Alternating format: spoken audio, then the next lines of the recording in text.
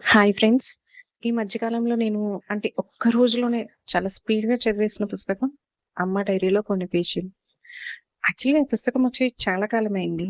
కానీ మొదట్లో ఈ పుస్తకం పేరు చూసి 'అమ్మ డైరీలో కొన్ని పేజీలు' పుస్తకం ఏదైనా అమ్మ తన మనసులో చెప్పుకోలేని బాధలు, తను మనం కోసం చేసిన త్యాగాలు ఇలా తనలో ఉన్న బాధల్ని ఆవిష్కరిస్తుందేమో అని చాలా తటపటాయించాను చదవడానికి. అలాంటివి చదువుతూ నేను కూడా ఎమోషనల్ అయిపోతాననమాట.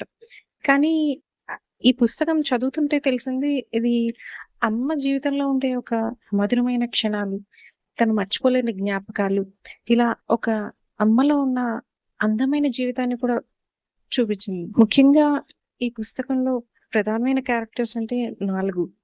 ఆ నలుగురు కూడా చాలా ఉన్నతంగా వాళ్ళ వయసుకు మించిన పరిణితితో ఆలోచిస్తారు. కథంతా ఆ నలుగురు క్యారెక్టర్స్ చుట్టూనే తిరుగుతుంది. ఇన్‌స్టంట్ బ్రేకప్‌లు, ఇన్‌స్టంట్ రిలేషన్స్ ఉన్న ఈ రోజుల్లో ఇలాంటి పుస్తకాలు యూత్ చదవడం ఎంతైనా అవసరం. నాకు తెలిసి మన రైటర్ రవి గారు కూడా ఇంతే సున్నితంగా ఆలోచిస్తారేమో. అందుకే ఇంత మంచి కథను రాయగలిగారు. మన అభి, సారిక, నందు, చిత్ర అలాగే అందరూ మంచిగా ఆలోచిస్తే ఏ కుటుంబంలోనూ గొడవలు రావు.